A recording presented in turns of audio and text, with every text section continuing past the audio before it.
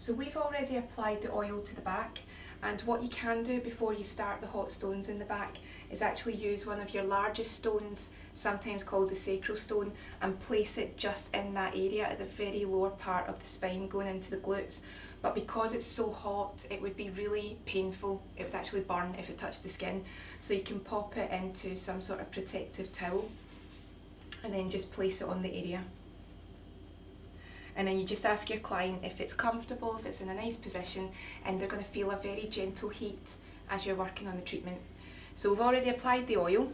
You can do some very gentle warming, skin warming movements again. You can do some effleurage, some petrissage, just enough so that again it's not too much of a shock to the skin if you just go in with intense heat. And then when you're ready and you've warmed it up, you've already got your stones outside of your water. Again, if they feel really, really hot, then just keep turning them in your hands. If you want to introduce the heat through your hands first, then the first thing you can do is actually have the heat of the stone still there and just start to do your massage.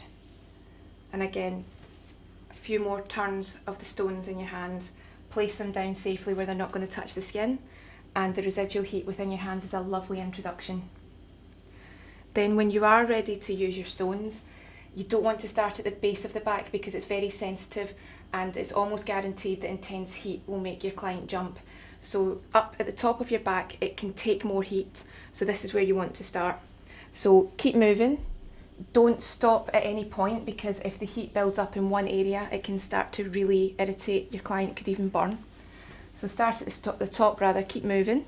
Flip the stones so that it's a nice, even, continuous heat. And just begin your movement. So you can do effleurage, just move over the areas. And again, treat the stones as an extension of your hands. So whatever you do, it's a deeper move because of the stones and because of the heat. Once you've done this a few times, you can start to move around and just take the stones wherever you want to.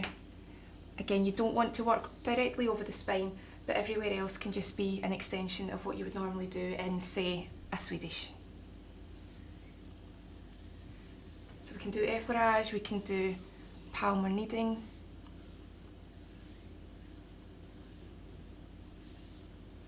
Flip the stones if you need to. We can do different kneading moves all over the areas. We can do stroking.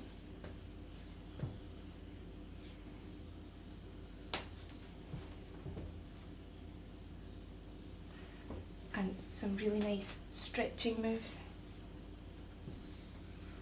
And again, you're trying to sense when the heat is starting to leave the stones, and when you feel that they're starting to get a bit cool, that's when you start to place them and move on to your next stones.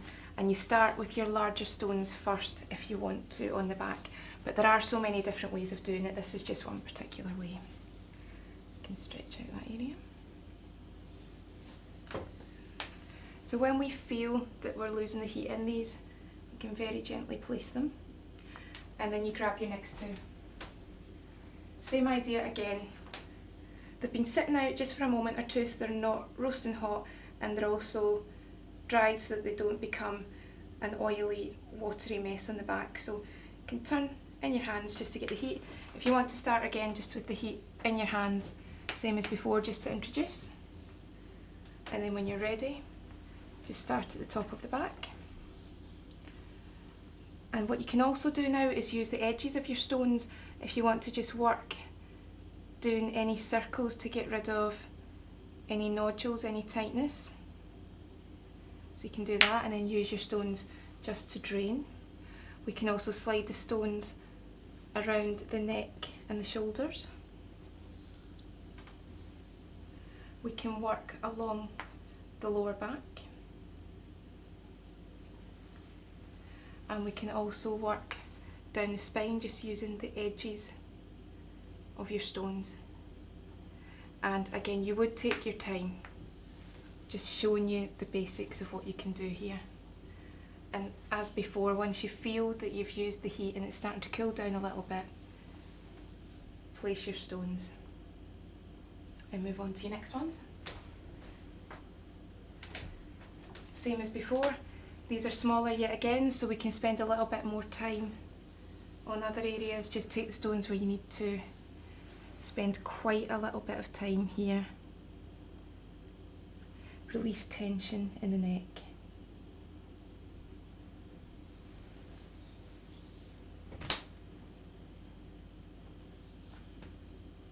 What you can also do is take the heat over the arms up to the elbows, and it's a lovely sensation for your client because that skin will be quite cool in comparison to the skin that's been warmed up by the stones.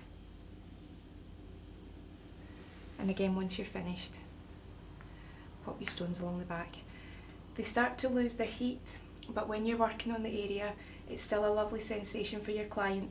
And then when you are finished, you can take away the sacral stone, you can pop the towel over, do everything that you need to do to prepare your stones for the next part, and then when it's time to move the client, that's when you can gently remove each stone.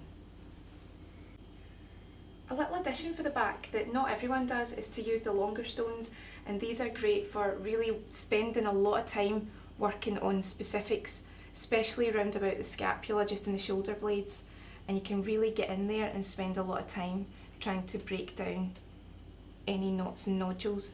It's also really good for these ones to spend a bit of time working down the spine, so you might want to use these before you've placed your other stones. They're also ideal if someone really does suffer quite badly with tension at the base of the back.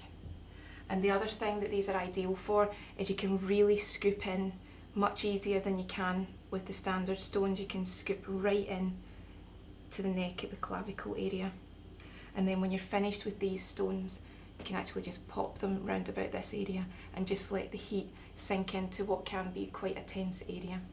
If you really wanted to spend quite a lot of time on your client, you can ask them to move their hand behind the shoulder and it'll raise up the scapula, and you can really get into the gap that you can see when they move and spend a lot of time just easing up tension there.